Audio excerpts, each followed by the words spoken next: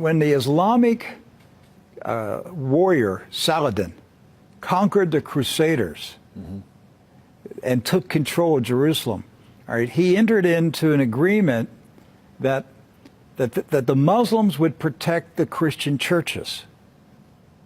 And so he appointed 2 Muslim families. Some people think he deliberately chose 2 just to make sure one didn't get out of control and, kind of balance of power. Okay. The one family is Judah, Joudeh, and the other family is Nasabi. All right. And both of these families have been in Jerusalem for, close to 1,000 years. And each generation has passed down the key. The key. Right. The physical key. Mr. Judah said that the key he presently has is 800 years old. It's incredible. He had another key, but it broke. And this is a Muslim. I mean, yes. Adabid Judah is a Muslim. And he said it's a great honor for a Muslim to hold the key to the Church of the Holy Sepulchre, which is the most important church in Christendom.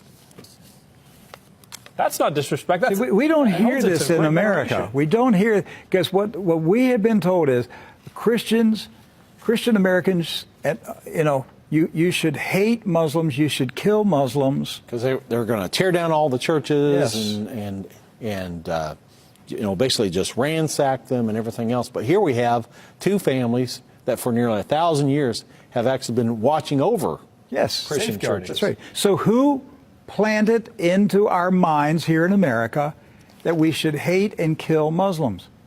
Who planted that thought in our head? Because it came into our society after 9/11. That's correct.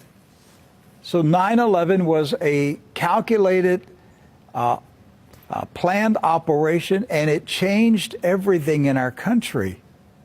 And so we were saturated with media propaganda, which who owns the media in this country? So we're saturated with this media propaganda. You Americans, you need to hate Muslims. You need to go to war. You need to send your sons to go kill Muslims. All right? And yet, when you go to the Middle East, you find out that the Muslims, like Christians, are taking care of Christian churches. Yes. Do not hold animosity against Christians or Americans, except in the case where Americans are pushing for war in their countries or trying to take their land. So they've lived together. They've lived together for centuries and centuries.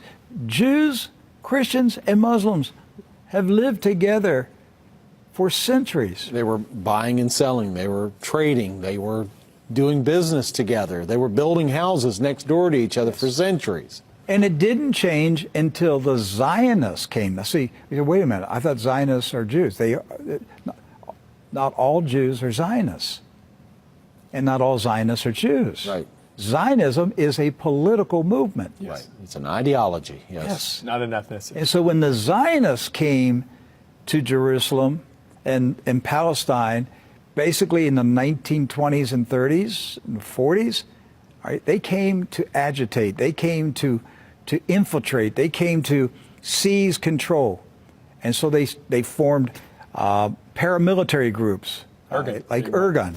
And that's where Ariel Sharon and Menachem Begin, and these guys were young terrorists. And so there's where the hatred started to come in. The fighting, the animosity, the bitterness.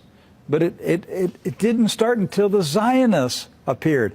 Jews, Muslims, and Christians were coexisting. Yes. That's right.